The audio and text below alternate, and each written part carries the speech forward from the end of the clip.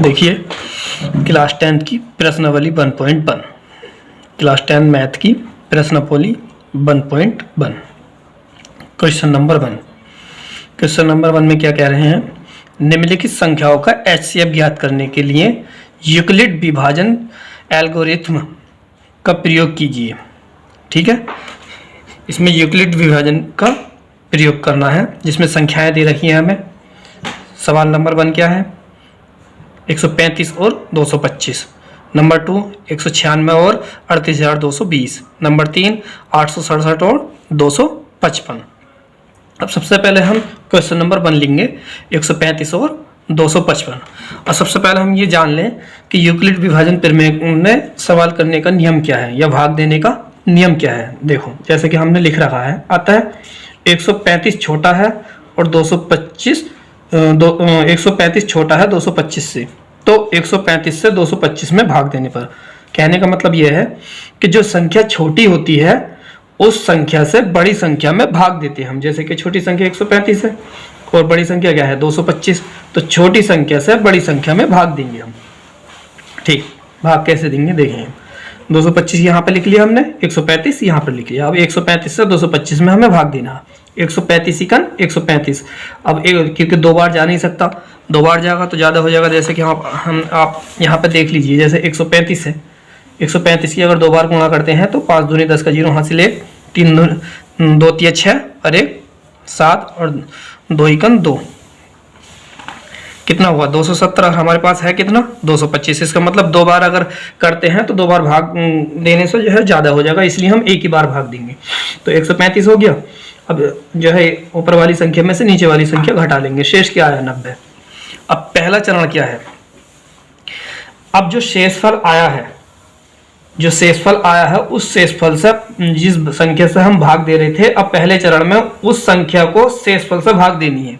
मतलब जो शेषफल है उसे भाज्य से भाज्य को भाग देंगे, शेषफल से भाज्य को भाग देंगे। जैसे कि हमने लिख रखा है कि चरण नंबर 1 90 से 135 में भाग देने पर जो भी संख्या यहाँ पर आगे शेषफल जो भी आएगा उस शेषफल से भाज्य में भाग देंगे। क्या आया, शेषफल ये है, भाज्य ये है, तो शेषफल से भाज्य में भाग देंगे। अब क्या भाग देने पर 90 का 90, क्योंकि 2 बार करेंगे तो ज़्यादा हो जाएगा, तो फिर दोबारा से घटा लिया। 135 में से 90 घटाया, 45 शेष आया।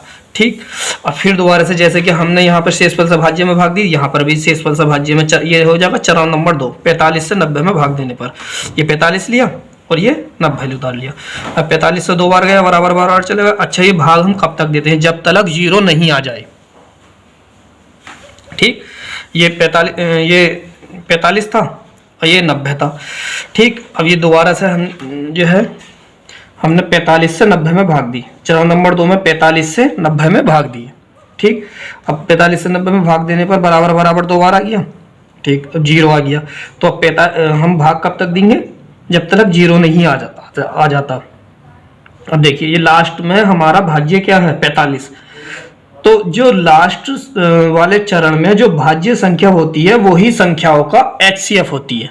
जो हमारे पास संख्या थी 135 और 125, इन संख्याओं का लास्ट में जो हमने भाज्य आया है 45, वही एचसीएफ होगा। जैसे कि हमने लिख रखा है कि अंत में शेषफल 0 है और भाज्य 45 आया है, अतः एचसीएफ 45 ही होगा।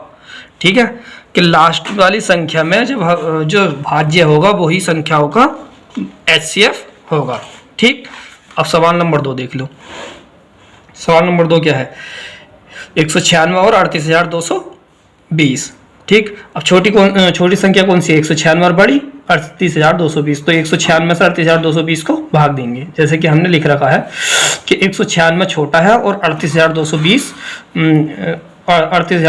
से, तब 196 से 38,220 को भाग देने पर, जैसे भाग दिया हमने, तो 196 से 38,220 को भाग दिया है, तो ये 195 बार गई है। चाहे आप करके देख लेना, 195 की और 96 की गुणा करोगे, 196 की गुणा करोगे तो 38,220 ही आएगा, तो ये बराबर बराबर 0 आ गया।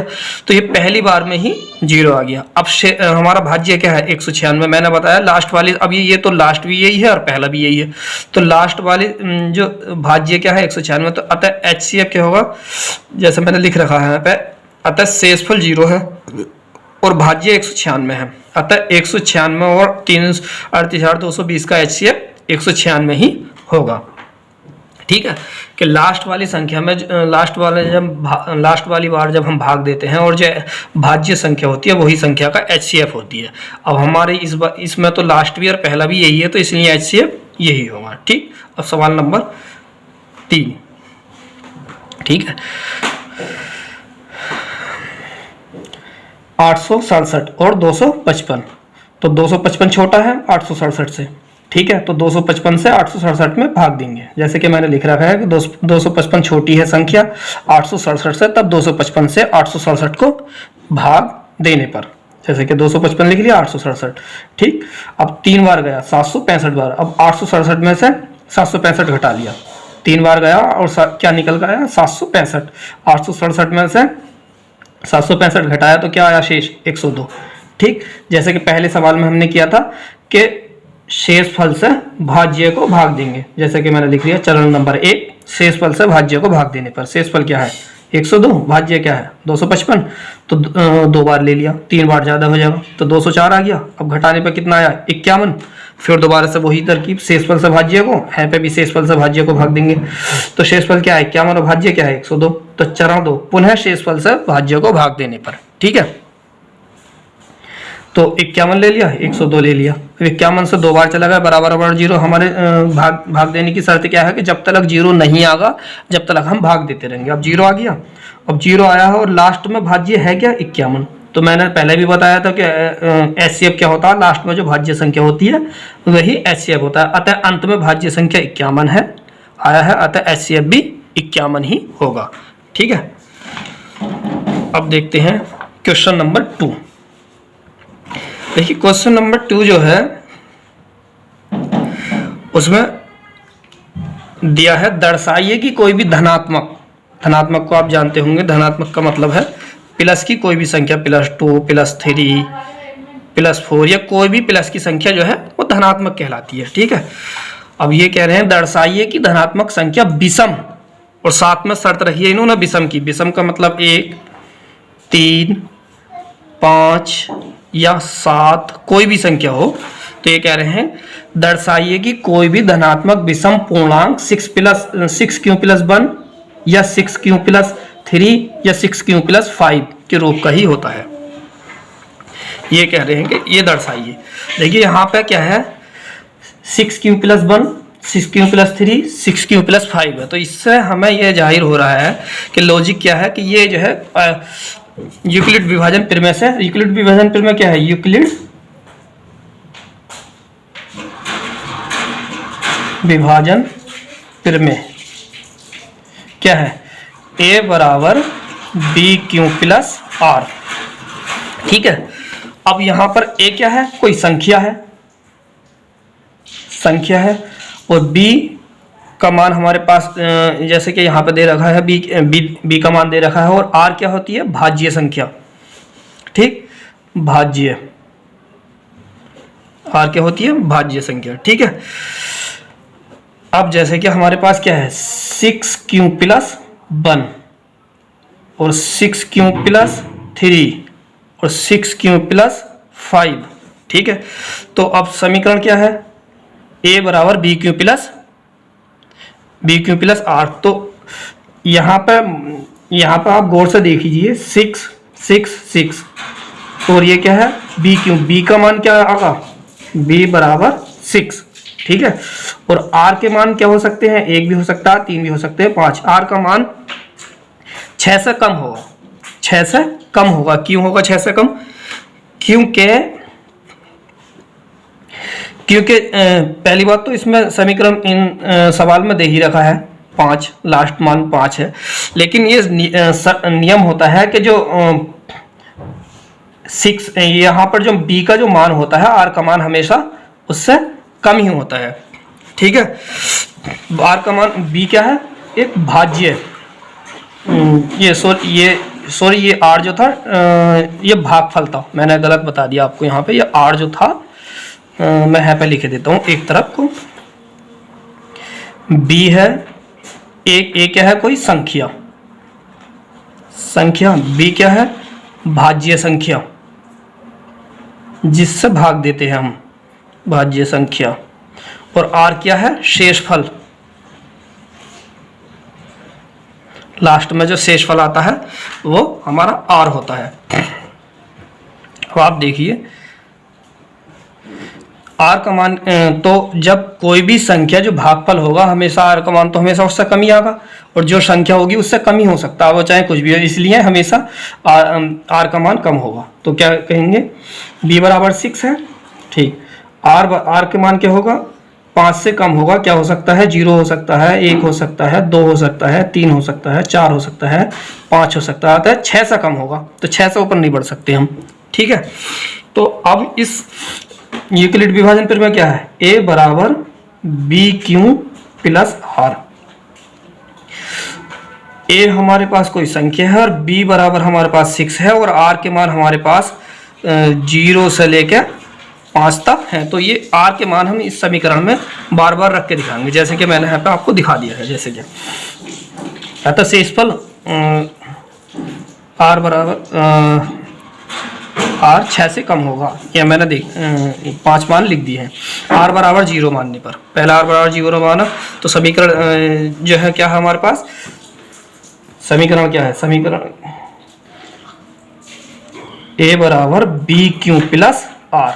तो अब यहाँ पे a का मान a ले लिया, b के स्थान पे 6 है हमारे पास, 6 रख लिया, q ऐसे ही उतार लिया, प्लस का निशान ऐसे आ गया, r का मान 0 रख लिया, ठीक। तो a बराबर क्या आ गया, 6 क्यों, समीकरण 1 हो गई। अब r ये वारी वारी से नंबर वाइज से सारे मान रखने, तो r बराबर 1 मानने पर, तो r बराबर 6 क्यों, समीकरण हमारे पास ये है 6, ये है, तो b के स्थान पर 6 क्यों, और केवल 0 की जगह पर 1 आ जाएगा। ऐसे ही हर समीकरण में, अगली समीकरण में 2 आ जाएगा, उससे अगली में 3 आ जाएगा, ठीक है, क्योंकि अब r बराबर 1 रखा, अब r बराबर 2 रखेंगे तो 2 आ गया।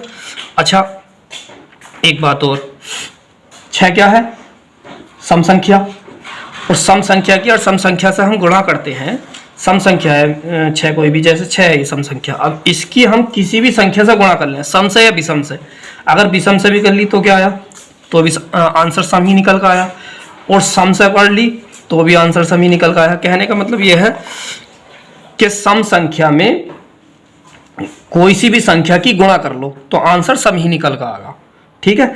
तो अगर ये क्यों का मान 1 2 3 4 कुछ भी होगा, तब भी जो है आंसर जो है सम ही निकल कर आएगा। तो a बराबर 6 क्यों प्लस क्या है, सम संख्या हो गई, ठीक। अब केस 1 में r बराबर 1 में रखा है, तो ये क्या हो जाएगी, सम ये, और विषम 1 क्या है, विषम। तो जब भी सम संख्या में विषम संख्या जोड़ते हैं तो आंसर विषम संख्या निकल कर आता है। जैसे कि आप एग्जाम्पल के तौर पे आप देख भी लो, कोई सी भी सम संख्या ले लो, क्या ले लो, 4 सम संख्या ले ली मैंने। अब इसमें विषम संख्या क्या जोड़ दूं, 1 जोड़ दूं, 3 जोड़ दूं, 5 जोड़ दूं, 1 जोड़ा 5 हो गया, ये भी विषम है। अच्छा 4 में 3 जोड़ा तो ये क्या निकला, 7, ये भी विषम है। ये 4 में 5 जोड़ा, ये क्या हो गया, 9, ये भी विषम है। तो कहने का मतलब ये है, सम संख्या में कोई भी विषम संख्या जोड़ने पर आंसर विषम ही निकल कर आता है। तो ये क्या हो गई, हमारी विषम संख्या हो गई, 6 क्यू प्लस 1 बराबर विषम हो गई। अच्छा r बराबर 2 मानने पर तो सम प्लस सम सम संख्या होगी, क्योंकि सम संख्या में सम जोड़ने पर सम प्लस सम, 4 भी सम है और 2 भी सम है, तो दोनों को जोड़ने पर क्या निकल कर आया, ये भी आंसर भी सम ही निकल कर आया, ठीक है। तो इसी तरीके से 6 क्यू प्लस 2 में जब आंसर जोड़ेंगे तो क्या होगी, संख्या सम होगी, ठीक। अब r बराबर 3 रखने पर, r बराबर 3 रखने पर, ठीक, तो 6 क्यू प्लस 3 ये विषम हो जाएगी, क्योंकि सम और प्लस विषम, तो विषम निकल जाएगी। r बराबर 4 रखने पर सम प्लस सम सम संख्या निकल जाएगी। r बराबर 5 रखने पर सम प्लस विषम विषम संख्या निकल जाएगी। अब देखिए जब पांचों मान रख दिए तो अतः समीकरण 2 4 और 6, समीकरण 2 क्या है, देखिए इसमें देखिए आप, ये है समीकरण 2 क्या है, 6 क्यू प्लस 1, तो मैं यहां पे लिख लेता हूं समीकरण, ये समीकरण 2 6 क्यू प्लस 1, ठीक। और समीकरण 3, सॉरी समीकरण ये क्या कह रहे हैं, समीकरण 2 4 और 6, तो समीकरण 4 क्या है, समीकरण 4 क्या है, 6 Q plus 4, 6 Q plus sorry समीकरण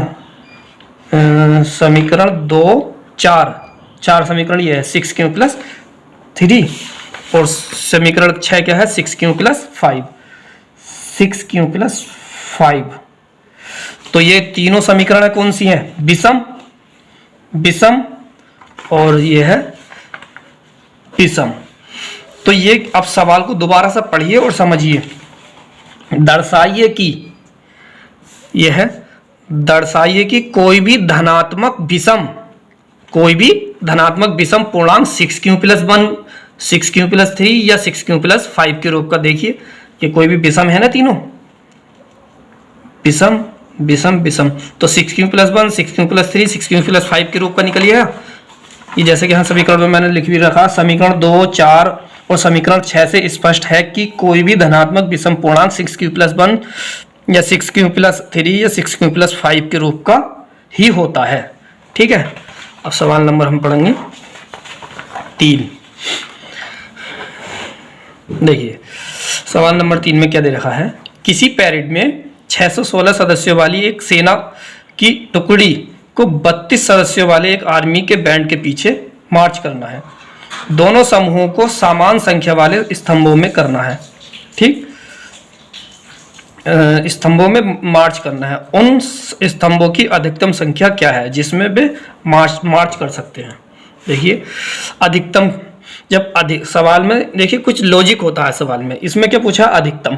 तो जहां अधिकतम पूछा होता है वहां हम क्या करेंगे कि एचसीएफ ज्ञात करेंगे, और अगर न्यूनतम पूछा होता तो एलसीएम ज्ञात करते। ठीक है, तो अब देख लिए, अब एचसीएफ चाहे कोई सी भी विधि से, यूक्लिड विभाजन विधि से या गुणनखंड विधि से, कोई सी से भी ज्ञात के लिए, तो संख्या क्या है 32 और 616।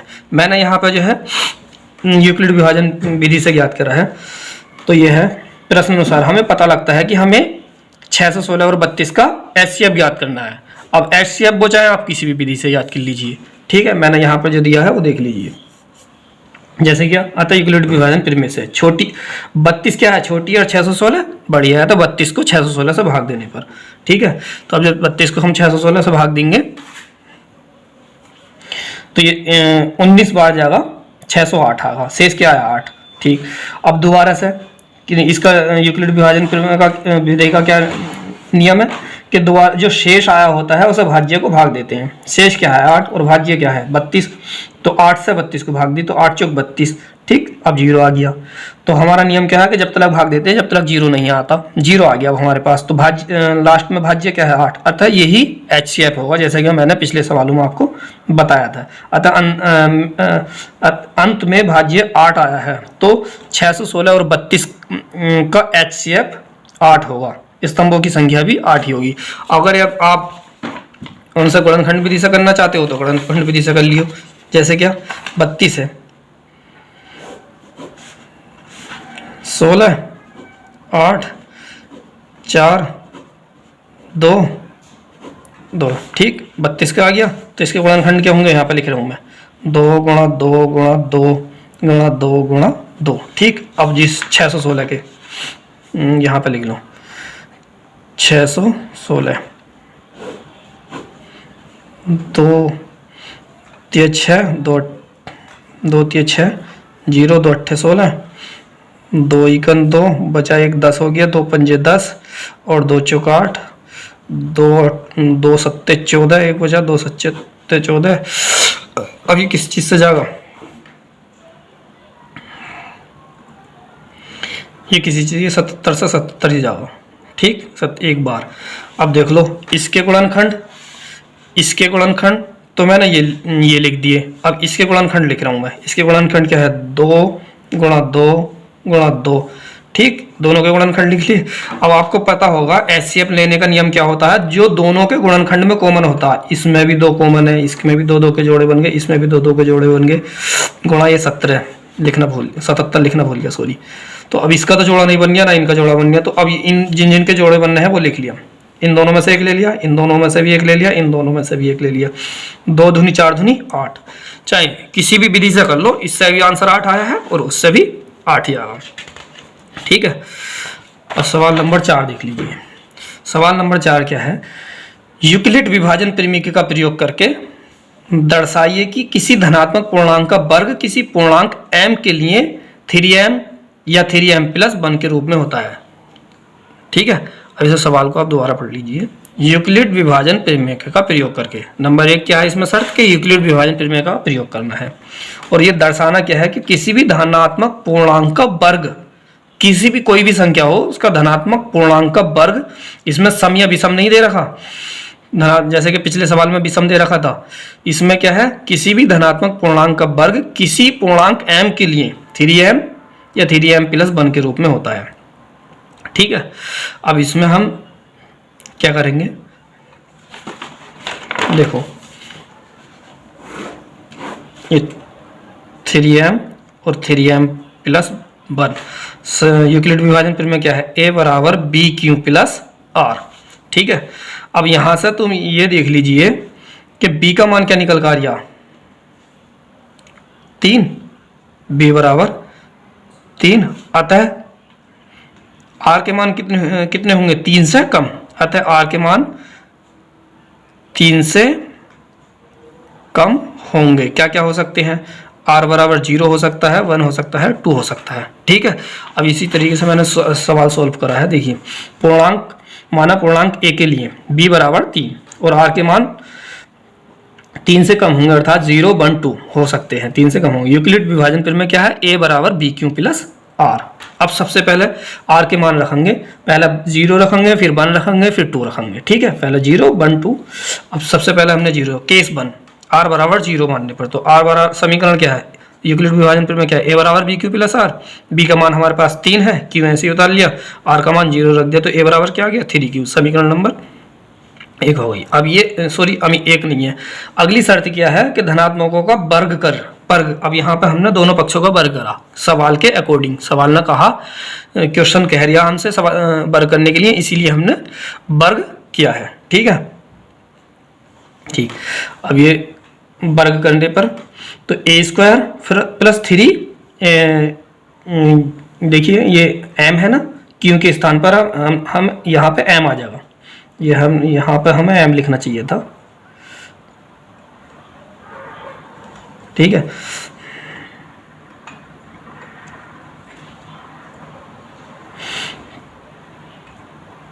प्लस 0। ठीक, अब a स्क्वायर बराबर 3m स्क्वायर हो गया। अब इसे खोलने पर ये 3 3 9 और m स्क्वायर, तो a स्क्वायर बराबर 9m स्क्वायर हो गया। अभी 9m को 3 गुणा 3 लिख सकते हैं, 3 3 9m स्क्वायर। इस तरह से हम क्यों ला रहे हैं, क्योंकि हमें शुरू में ही 3m या 3m प्लस 1 के रूप में सिद्ध करके दिखाना है। ठीक है, तो अब ये a स्क्वायर बराबर 3 गुणा 3m स्क्वायर, तो 3m के स्थान पर हमने ये लिखा रखा, हमने 3m माना, 3m स्क्वायर बराबर एक वो कैपिटल M मान लिया है। ठीक है, ये 3m यहाँ पर a स्क्वायर बराबर 9m स्क्वायर हो गया, जिसे 3 गुणा 3 करके लिख लिया हमने। ठीक, क्योंकि 3 3 होते हैं।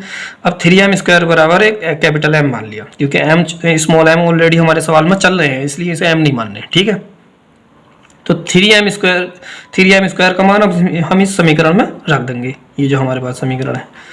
तो a स्क्वायर ऐसे ही रहा, ये 3 ऐसे ही उतार लिया हमने, इसके स्थान पर हमने एक कैपिटल M माना था, तो ये लिख दिया, तो ये क्या हो गई, समीकरण 1। ठीक, इसी प्रकार आगे करेंगे। आगे क्या है, r बराबर, अब पहले 0 रखा था r का मान, अब r का मान हम 1 रखेंगे, r बराबर 3m प्लस 1। ये हमारे पास ये हो गया, जब r के स्थान पर 1 रखा, जैसे कि मैं दिखा देता हूँ आपको। समीकरण क्या, a बराबर B Q plus R. a बराबर b का मान हमारे पास 3 है, q का मान हमारे पास m है, और r का मान पहला 0 रखा था, अब 1। तो समीकरण क्या निकल गई, 3m प्लस 1। ठीक है,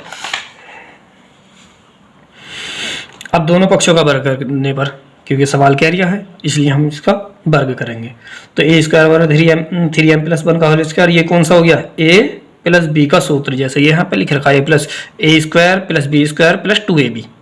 ये a प्लस बी का होल स्क्वायर जो खुलता है वो कैसे खुलता है, a square plus B square plus 2ab। ठीक है, अब जैसे देखिए a का स्क्वायर क्या हो गया, 3m का होल स्क्वायर, 1 का स्क्वायर 1 ही रहेगा, प्लस ये 2 यहाँ पर उतार लिया, ए का मान क्या है 3m, तो 3m रख दिया। बी का मान क्या है 1, तो यहाँ पे 1 लिख दिया। ठीक, इस सूत्र के अकॉर्डिंग चल रहे हैं हम। ठीक है, अब सॉल्व करने पर इसका खोलेंगे तो 9 3 3 9 m स्क्वायर, 1 का 1 ही रहेगा और 3 दूनी 6 m स्क्वायर। अब इसे क्रम से लिख लो, 9m स्क्वायर 9m प्लस 1। ठीक, अब ये क्या है, इन दोनों में से हमने 3 कॉमन ले लिया, 3m कॉमन ले लिया, सॉरी 3 कॉमन लिया है, तो अंदर इसे ये 9, देखिए यहाँ पे मैं दिखाऊँ आपको, जब हमने क्या हमारे पास 9m square plus 6m plus 1, तो हम क्या कॉमन ले रहे हैं, हम कॉमन ले रहे हैं 3। ठीक, तो जब 3 कॉमन ले रहे हैं तो यहाँ 3m स्क्वायर बचेगा। क्यों बचेगा, 9m स्क्वायर है ये, जब हम 3 इससे भाग देंगे तो 3 3 9 क्या बचा 3m स्क्वायर। ठीक है, तो ये 3m स्क्वायर बचा। यहाँ पे क्या बचेगा 2m, क्योंकि 6 को 3 से भाग देंगे तो 2m बचा, प्लस उस ये 2m और ये प्लस में 1 अलग है। ठीक है, अब यहाँ पे 3m square plus 2m plus 1। ठीक, अब इतने के जगह पे 3m स्क्वायर प्लस 2m बराबर क्या मान लेंगे, एक कैपिटल M मान लेंगे। स्मॉल m इसलिए नहीं मान रहे क्योंकि ऑलरेडी स्मॉल m सवाल में चल रहे हैं। ठीक है, अब इतने के स्थान पर कैपिटल M रख देंगे, a स्क्वायर बराबर 3m प्लस 1 हो गया। अब फिर अब केस नंबर 3, r बराबर 2 रखने पर, पहले 0 रखा था फिर 1 रखा था, अब r बराबर 2 रखेंगे हम। ठीक है, देखिए अब पहले क्या आया था, 1 रखने पर 3m प्लस 1 आया था, अब 2 रखने पर 3m प्लस 2 आ गया। ठीक है, अब दोनों पक्षों का फिर से वर्ग कर दो, दोनों पक्षों का वर्ग कर दिया तो ये फिर से a प्लस बी वाला सूत्र बन गया। तो इसे खोल देंगे, 3m square plus 2 square plus 2ab, मतलब 2 गुणा 3m गुणा 2, ये a का मान है और ये b का मान है। ठीक है, अब इसे खोलेंगे, 9m स्क्वायर 3 3 9 स्क्वायर, 3 3 9 होते हैं, तो ये हो गया 9m स्क्वायर प्लस 2 दूनी 4, 3 दूनी 6 दूनी 12, 12m हो गया। ठीक, फिर इसे जैसे कि इसे हम m के रूप में ला रहे थे, इसे भी इसी तरह से लाएंगे। इस क्रम से लिख लो, 9m स्क्वायर 12m प्लस 4। ठीक, अब इसे 4 को क्या लिख सकते हैं 3 प्लस 1, क्योंकि हमें पहले ऑलरेडी जो है 9m स्क्वायर है हमारे पास, 12m है, क्योंकि 9 और 12 जो है 3 से भाग जा सकती है और 4 को नहीं जा सकती, तो हमें ऐसी संख्या बनानी है जो कि बाद में हम कॉमन ले सकें। तो हम 4 को 3 प्लस 1 करके लिख लेंगे। तो अब ये हो गया, इतना ले लिया हमने, इतने में से 3 कॉमन ले लिया, 3 कॉमन आ गया तो इसे भाग देंगे 3 3 3 9, 3 चौक 12 और 3 एकम 3, ये प्लस का 1 अलग रहेगा। अब इतने के स्थान पर हम m मान लेंगे, इतने के स्थान पर m मान लेंगे, जैसे कि पीछे माना था। देखिए जैसे कि मैंने यहाँ पर लिख रखा है कि 3m square plus 4m plus 1 बराबर m मानने पर, अब समीकरण में रखने पर, अब समीकरण में रख देंगे, a स्क्वायर बराबर 3m प्लस 1 निकल गया। ठीक है, अब ये क्या कह रहे हैं, ठीक, अब ये तीनों समीकरण है क्या, देखो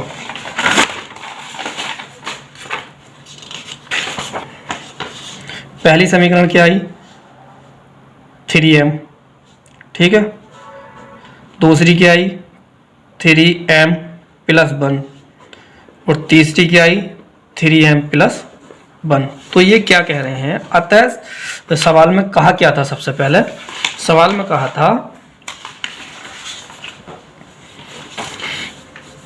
कि यूक्लिड विभाजन प्रमेय का प्रयोग करके दर्शाइए कि धनात्मक पूर्णांक का वर्ग किसी पूर्णांक m के लिए 3m या 3m प्लस 1 के रूप का ही होता है। तो जब हमने r के मान रखे तो क्या निकल कर आया 3m और 3m प्लस 1 का रूप ही निकल कर आया, तो ये क्या हो गया, सिद्ध हो गया। तो मैंने लास्ट में क्या लिख दिया है, अतः समीकरण 1 2 और 3 से स्पष्ट होता है कि किसी धनात्मक पूर्णांक का वर्ग 3m या 3m प्लस 1 के रूप का ही होता है। ठीक है, अब देखिए एक सवाल और रह गया है, सवाल नंबर 5। ये भी उसी की तरह, हम उसमें वर्ग, पिछले सवाल में वर्ग बोला था, इसमें हमें घन करना है। यूक्लिड विभाजन प्रमेय का प्रयोग करके दर्शाइए कि किसी धनात्मक पूर्णांक का घन 9m प्लस 1 9m प्लस 8 के रूप का होता है। देखिए यूक्लिड विभाजन प्रमेय क्या है, a बराबर बी क्यू प्लस आर। ठीक, अब यहाँ से हमें क्या पता चल लिया है कि b का मान क्या हो सकता है 3, क्योंकि 3 क्या है 9 का वर्ग है। यहाँ पे तीनों जगह पर क्या दे रखा 9 दे रखा, तो यहाँ पे क्या मान लेंगे b का मान 3 मान लेंगे। ठीक, और r के मान 3 से कम होंगे, सीधी सी बात है, क्योंकि हर सवाल में चल रहा है कि r का मान जो है b से कम होता है। तो क्या हो सकते हैं 0 हो सकता है, 1 हो सकता है और 2 हो सकता है। ठीक, अब सबसे पहले वही नियम कि r बराबर पहले 0 रखेंगे, फिर 1 रखेंगे, फिर 2 रखेंगे। ठीक है, तो हमने सबसे पहले जो है r बराबर 0 रखा, तो a बराबर B Q plus R, b का मान क्या है 3 और q का मान क्या है m और r का मान क्या 0, तो a बराबर 3m आ गया। तो दोनों पक्षों का घन, क्योंकि पहले सवाल में जो है वर्ग को कहा था और अब इस वाले सवाल में क्या कह रहे हैं घन को, तो इसलिए हम घन करेंगे। ठीक, दोनों पक्षों का घन कर दिया, तो घन करने पर क्या आ गया a क्यू बराबर 3m की पावर 3। और जब इसे खोलेंगे 3 3 होती है 27। अच्छा, इसे हम जो है हम सवाल की कंडीशन देखते हैं, सवाल में 9m आ रहा, तो हम इसे 9m के रूप में लाने की कोशिश करेंगे। ठीक है, तो 27 क्या होते हैं 27 क्या होता है 9 गुणा 3, तो इसे 9 लिख लिया और इसे 3m को जो है 3m की पावर 3, तो इसके स्थान पर हम जैसे कि यहाँ पे लिख रखा 9 गुणा 3m की पावर 3, यहाँ पर 3m की पावर 3 बराबर m मानने पर। ठीक है, यहाँ पर देखिए ये लिख रखा है ना a की पावर 3 बराबर 27, तो इसे हमने 9 गुणा 3 के रूप में लिख लिया। क्यों लिख लिया, क्योंकि हमारे पास सवाल में ऑलरेडी 9 है, इसलिए हमने इसे लिखा है। तो 9 3 27 m की पावर 3 हो गया। अब ये जो है 3m स्क्वायर की पावर 3 है, तो इसे 3m की पावर 3 के स्थान पर एक कैपिटल M मान लेंगे। तो अब कैपिटल M का मान रखने पर यहाँ पर देखिए a की पावर 3 ऐसे उतार लिया, 9 ऐसे उतार लिया, इसके स्थान पर कैपिटल M, क्योंकि हमने मान लिया है। ठीक है, ये क्या हो गई समीकरण 1 हो गई। अब ठीक समीकरण 2 देख लेते हैं, वो सॉरी केस r बराबर 0 रखा तो ये निकल का आया, और r बराबर 1 रखते हैं। ठीक, तो जब r बराबर 1 रखने पर तो a बराबर 3m प्लस 1 हो गया। सवाल में क्या कह दिया घन करने को, तो दोनों पक्षों का घन कर दिया हमने। तो घन में क्या आ गया, देखिए पहले मैंने सूत्र लिख रखा है a प्लस बी की पावर 3 कैसे खुलता है, a की पावर 3 प्लस b की power 3 plus 3a square b plus 3b square a। ये सूत्र हमें याद होना चाहिए, बिना इसके सवाल नहीं होगा। अब दोनों पक्षों का घन कर दिया, तो a की पावर 3 बराबर 3m प्लस 1 की पावर 3। अब ये हमने सूत्र खोल दिया, कैसे, जैसे क्या हमें बोल रखा है सूत्र में a की पावर 3 प्लस b की पावर 3 मतलब 3m की पावर 3 और प्लस 1 की पावर 3। फिर क्या कह रहे हैं 3, तो ये हमने 3 लिख लिया। फिर क्या कह रहे हैं वो a स्क्वायर, a का मान क्या 3m, ये लिख दिया मैंने a और b, a का पावर 3m स्क्वायर। फिर क्या कह रहे हैं वो b, तो हमने b का मान लिख लिया, b क्या है 1 यहाँ पे। फिर वो कह रहे हैं प्लस का निशान, तो हमने प्लस का निशान लगा दिया। फिर वो कह रहे हैं कि b स्क्वायर ले लिया, b स्क्वायर क्या है 1, तो 1 का स्क्वायर कर दिया। फिर कह रहे हैं वो a, तो फिर हमने a गुणा में a कर दिया। ठीक है, ये सवाल रखना समझ में आ गया। अब ठीक इन्हें सबको खोल दो, कैसे कैसे खोलना, a की पावर 3 मतलब इसकी गुणा 3 जगह करेंगे, 3 3 9 9 3 27 m की पावर 3, 1 की पावर कितनी भी कर लो 1 ही रहेगा। ये क्या हो जाएगा 3 ऐसे ही रहेगा, और 3 3 9 स्क्वायर, ये क्या हो जाएगा 1 की कितनी गुणा कर लो 1 का 1 ही रहेगा, तो 3 3 9, ये मैंने पहले 3 ऐसे लिख लिया, 1 लिख लिया और ये 3m लिख लिया। ठीक, अब आ गए ये 27m की पावर 3 प्लस 1 ऐसे उतार लिया, 3 3 9 सॉरी 3 9 27 m स्क्वायर है तो m स्क्वायर ले लिया, प्लस 1 ले लिया, 3 3 9m। ठीक है, अब इसे क्रम से लिखने पर पहले 3 घात है, फिर 2 घात है, फिर 1 घात और फिर अचर पद। तो पहले हमने क्या क्रम से लिख रहे हैं 27m की पावर 3, 27m स्क्वायर 9m और प्लस 1। ठीक, अब जैसे कि पहले हम 9 के रूप में ला रहे थे, पहले हम 6 के रूप में ला रहे थे, या 3 के रूप में सॉरी 6 के रूप में ला रहे थे, तो अब हमें सवाल हमारे पास ऑलरेडी 9 के रूप में है, 9 संख्या है दे रखी है हमारे पास, तो हम इसे 9 के रूप में लाने की कोशिश करेंगे। तो 27 को क्या लिख सकते हैं, 3 गुणा 9, 9 गुणा 3, 9 3 27 होता। तो मैंने तीनों में से 9 कॉमन ले लिया, तो इसे 9 से भाग दी 3 बार गई, इसे भाग कर दी 3 बार, और इसे 9 एकन 9 एक बार गई, ठीक है। और प्लस का बना ऐसे ही रहा। तो अब ये जो सारी संख्या है,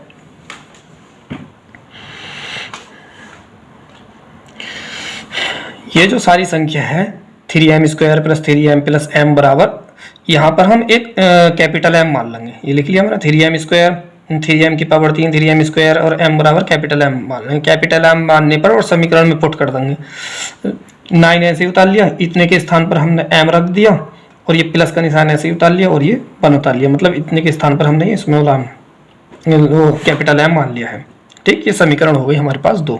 अब पहले हमने r का मान 0 रखा, फिर 1 रखा, अब r का मान 2 रखेंगे, ठीक है।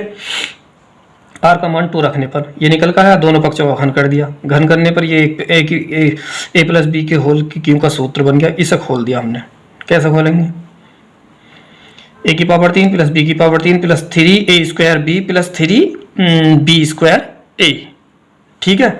ये a का मान है, ये क्या है, a है, और ये b है। a की पावर 3 हो गया, b की पावर 3 हो गया, 3 ले लिया। जैसे मैं यहाँ पे सूत्र दिखा दूँ आपको, और पहली बात तो मैंने दिखा रहा है, फिर भी दिखा दूँ एक बार और। a की पावर 3 प्लस b की power 3 plus 3a² b plus 3b² a, ये सूत्र है।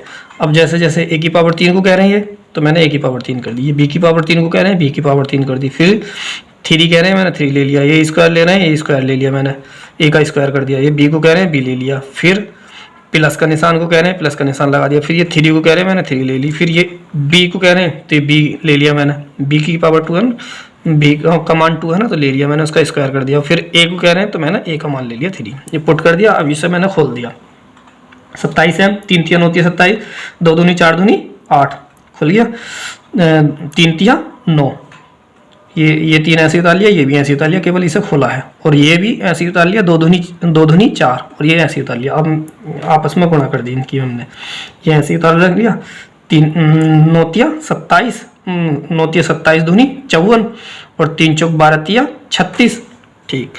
अब अगले इसमें देखो, a की पावर 3 27 m की power 3 plus 8 plus 54m² plus 36। अब इसे क्रम से लिखने पर पहले 3 घात, फिर 2 घात, फिर 1 घात, फिर अचर पद। अब देखिए 9 कॉमन आ रहा सब में, कि 9 से इसे भी भाग चली जाएगी, इसे भी और इसे भी। तो 9 इसे 27 को क्या बार गई, 3 बार, इसे क्या बार गई, 6 बार, और इसे 4 बार, 9 चौक 36, ये 8 अलग है, ठीक है। अब इसके स्थान पर m मानने पर 3m की power 3 plus 6m² plus 4m बराबर m मानने पर, तो अब इसे जो है 9 a की पावर मैंने 3 ऐसे उतार लिया, 9n ऐसे ले लिया, इतने के स्थान पर जो m माना है वो मैंने m रख दिया, प्लस ऐसे ले लिया, और 8 ऐसे ही है। अब देखा होगा, अतः समीकरण 1 व 2 और व 3 से यह स्पष्ट होता है कि किसी भी धनात्मक पूर्णांक का घन 9m 9m plus 1 9m plus 2, जैसे कि हमारे पास ये ऑलरेडी है, ठीक है। ये क्या है 9m, ये क्या है 9m प्लस 1, और ये क्या है 9m प्लस 8। तो किसी भी धनात्मक पूर्णांक का घन किन रूपों में होता है, 9m 9m plus 1 9m plus 8, ठीक है। अब ये प्रश्नावली 1.1 पूरी हो गई है। अब अगली वीडियो में हम प्रश्नावली 1.2 पढ़ाएंगे।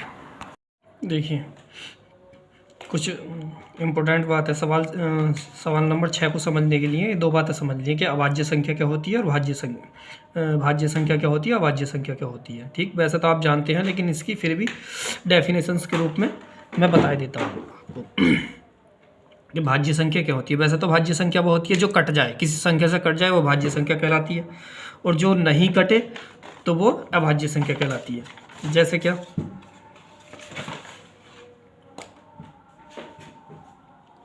ये क्या है 4, ठीक। अब ये हम इसे काट कर देखते हैं, 2 दूनी 4, 2 एकन 2, तो इसके गुणनखंड कितने आए, 2 गुणा 2 गुणा 1, ठीक है। अच्छा 3 है,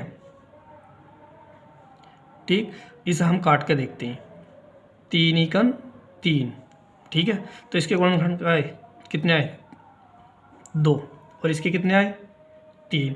अब जैसे कि और ले लो एक संख्या और 8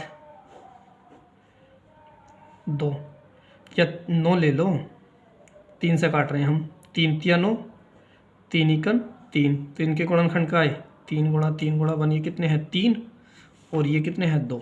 तो इसी के ऊपर मैं आपको समझाता हूँ।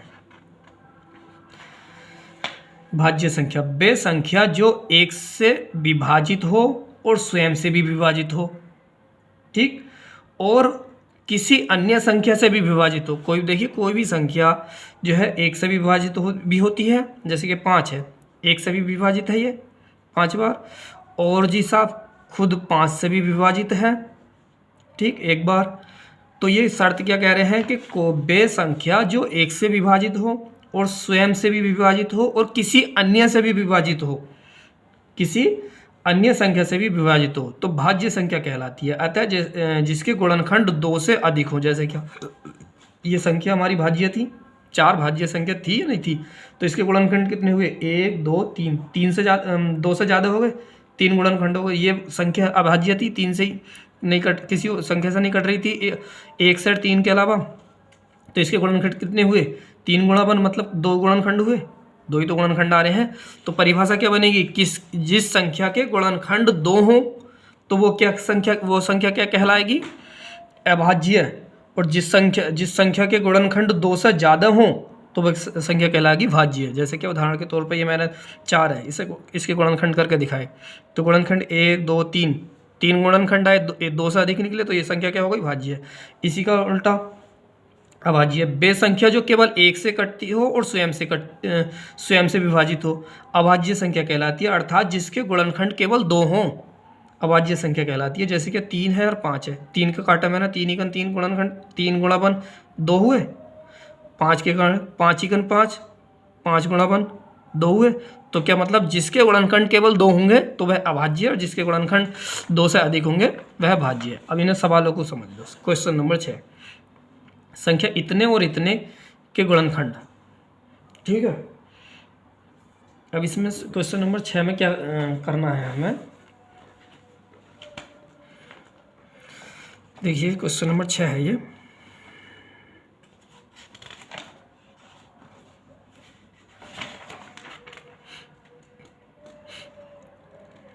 व्याख्या कीजिए कि इतने, देखो व्याख्या कीजिए इतने और इतने भाज्य संख्या क्यों है। ये हमें बताना है कि भाज्य संख्याएं क्यों हैं, ये और ये भाज्य संख्याएं क्यों हैं। तो सीधी सी बात है, अगर 3 से ज़्यादा गुणनखंड होंगे तो भाज्य होंगे, 2 से ज़्यादा होंगे तो भाज्य होंगे, और 2 से ज़्यादा नहीं होंगे तो भाज्य नहीं होंगी। जैसे कि यहाँ पे 7 गुणा 11 गुणा 13 गुणा 13 प्लस 3 है, तो जैसे कि है कॉमन क्या लिया 13, यहाँ पे भी है यहाँ पे भी है, तो 13 कॉमन ले लिया, 13 कॉमन ले लिया, तो ये क्या हो गया, इन दोनों की गुणा करी हमने, 7 गुणा 13 91 आ गया प्लस 1, ठीक है। और जी ये 13 ले लिया गुणा 1 92 ले लिया। अब ये 13 गुणा 92, इसके गुणा में 1 तो हम लिख ही सकते हैं, या यहाँ पर हम सीधे सीधे भी अगर हम यहाँ पर लिख देते कि इसके गुणनखंड 2 से अधिक हैं तो इसलिए भाज्य है। जैसे कि 1 2 3 4 5 6 इस तरह से ये भी लिख देते तो एक बार को ये चल जाता। अगर सोल्व करके दिखा रहे हो तो और अच्छी बात है। जैसे कि यहाँ पे है अतः गुणनखंड 2 से अधिक है तो यह भाज्य संख्या होगी। इसी तरीके से इसका दूसरा वाला पार्ट, ये वाला पार्ट ले रहे हैं हम, क्या है 7 गुणा 6 गुणा 5 गुणा 4 गुणा 3 गुणा 2 गुणा 2 प्लस 5, तो इसे 7 छंग 42 और 4 तिया 12 दूनी 24 और ये 5 ऐसे ले लिया, तो हमने 5 कॉमन ले लिया। इसे 5 को क्यों छोड़ा, हमने पहले ही देख लिया कि 5 है प्लस में है, उसे हम बाद में कॉमन में ले लेंगे। तो 5 कॉमन ले लिया यहाँ पे, तो ये क्या बचा 42 बचा और ये 24 बचा, और यहाँ पे क्या बचा प्लस में 1 बचा, ठीक है। अब इन दोनों की आपस में गुणा कर दिया, 108 आया प्लस 1, तो 5 ऐसे ही रहा। अब ये 100 ये हो गया 109, तो ये 5 गुणा 109 1009। अब इसके गुणा में तो हम कोई भी संख्या के गुणा में 1 लिखने पर तो कोई संख्या पर फर्क पड़ता ही नहीं है, तो 1 लिख दिया, तो गुणनखंड कितने हो गए 1 2 3, अतः गुणनखंड 2 से अधिक है तो यह भाज्य संख्या होगी, ठीक है। अब इसका सवाल नंबर 1 और रह गया है, ठीक है। फिर उसके बाद प्रश्नावली 1.2 बताएंगे हम। जैसे कि किसी सवाल में दे रखा है किसी खेल के मैदान के चारों ओर एक चक्कर एक वृत्ताकार पथ है। इस मैदान का एक चक्कर लगाने में सोनिया को 18 मिनट लगते हैं, जबकि इसी मैदान का एक चक्कर लगाने पर रवि को 12 मिनट लगते हैं। मान लीजिए वे दोनों एक ही स्थान और एक ही समय पर चलना प्रारंभ करें तो एक ही स्थान एक ही दिशा में चलते हैं कितने समय बाद वह पुनः दोबारा मिलेंगे। ठीक है, जैसे कि एक वृत्ताकार पथ है। ठीक है, अब ये क्या कह रहे हैं, मैदान 18 मिनट में सोनिया यहाँ से चालू हुई तो एक चक्कर जो है 18 में सोनिया कितना 18 मिनट ले रही है। ठीक है, अच्छा इसी पर रवि चल लिया है, यहाँ से चालू हुआ रवि, तो वो जब इस पूरा चक्कर लगा लिया है तो वो कितना ले लिया 12 मिनट। ठीक है, तो वो ये कह रहे हैं ऐसे ही घूमते घूमते वो कितने मिनट बाद वह एक दूसरे से मिलेंगे। देखिए सोनिया का एक चक्कर 18 मिनट का, दो चक्कर कितने हो गए, दो चक्कर जब लगागी तो है आके, जब है आके दूसरे चक्कर पर रुकेगी तो कितने उसके मिनट कितने हो जाएंगे, 18 गुणा 36 मिनट हो जाएंगे। ठीक है, सोनिया 36 मिनट में दो चक्कर में है पे खड़ी होगी। ठीक है, अब देखो रवि के बारे में सोचते हैं। रवि ने एक चक्कर मारा 12 मिनट में यहाँ आ गया, दूसरे चक्कर मारेगा तो 24 मिनट में आ जाएगा, जब तीसरा चक्कर मारेगा तो 12 24 36, तीसरे चक्कर पे यहाँ पे वो तीसरे चक्कर पे आके यहाँ पे जो है 36, तो टाइम कितना हो जाएगा 36 मिनट बाद।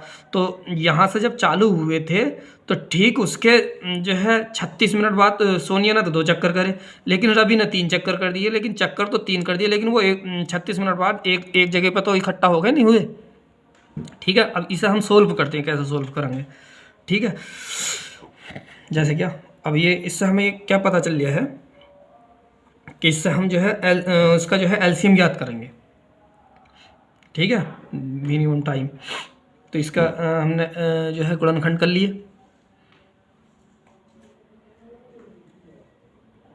दो नंबर 18, 3 ही कम 3, 3 3 9। ठीक, इसके गुणनखंड लिख लिए 2 गुणा 2, 2 गुणा 3 गुणा 3 गुणा 1। इसके अब 12 के कर लिए, 2 छक्का 12, 2 तिया 6। ठीक, इसके भी गुणनखंड लिख लिए 2 गुणा 2 गुणा 3। अब हमने इसका एलसीएम लेना, तो एलसीएम में कॉमन क्या आ रहा। ठीक है, ये और ये कॉमन है तो ले लिया, फिर 3 और 3 कॉमन है तो ये भी ले लिया। अब इधर के बचा 3 बचा, ये भी ले लिया, इधर के बचा 2 बचा, ये भी ले लिया। 2 तिया 6, 6 तिया 18, 18 दूनी 36। अच्छा 36 मिनट बाद दोनों मिलेंगे। ठीक है,